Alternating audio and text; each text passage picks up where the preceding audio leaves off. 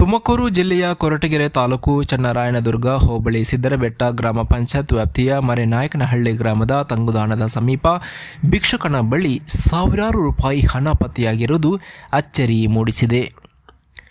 ತಂಗುದಾಣದ ಬಳಿ ಗುರುಸಿದ್ದಪ್ಪನ ವರ್ತನೆ ಮತ್ತು ಹಳೆಯ ಚೀಲದಲ್ಲಿ ಗಾಂಜಾ ಸೊಪ್ಪು ಇರುವುದಾಗಿ ಶಂಕಿಸಿ ಎಎಸ್ಐ ಹನುಮಂತರಾಯಪ್ಪ ಮತ್ತು ಮುಖ್ಯಪೇದೆ ರಾಮಕೃಷ್ಣಯ್ಯ ವಿಚಾರಣೆ ನಡೆಸಿದರು.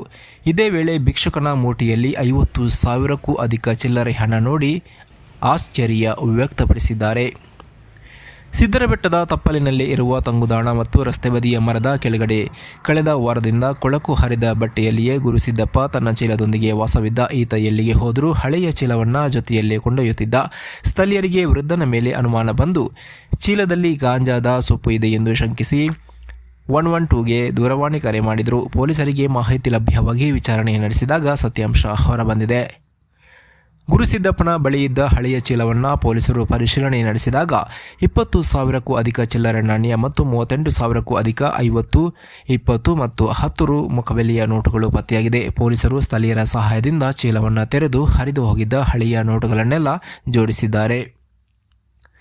ಗುಬ್ಬಿ ತಾಲೂಕು ಚೇಳೂರು ಹೋಬಳಿ ಎಂಎಚ್ ಪಾಟ್ನಾ ಗ್ರಾಮ ಪಂಚಾಯತ್ ವ್ಯಾಪ್ತಿಯ ಮಾದಾಪುರ ಗ್ರಾಮದ ಗುರುಸಿದ್ದಪ್ಪ ತನ್ನ ಮಡದಿಯ ಜೊತೆ ಕ್ಷುಲ್ಲಕ ಕಾರಣಕ್ಕಾಗಿ ಜಗಳ ಮಾಡಿಕೊಂಡು ಕಳೆದ 10 ವರ್ಷದ ಹಿಂದೆ ಮನೆ ಬಿಟ್ಟಿದ್ದ.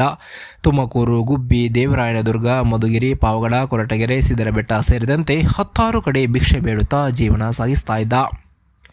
ಇದೀಗ ಗುರುಸಿದ್ದಪ್ಪ ಪೊಲೀಸರ ಕರ್ತವ್ಯ ನಿಷ್ಠೆಯಿಂದ ಮತ್ತೆ ಮರಳಿಗೂಡಿಗೆ ಸೇರಿಕೊಂಡಿದ್ದಾನೆ.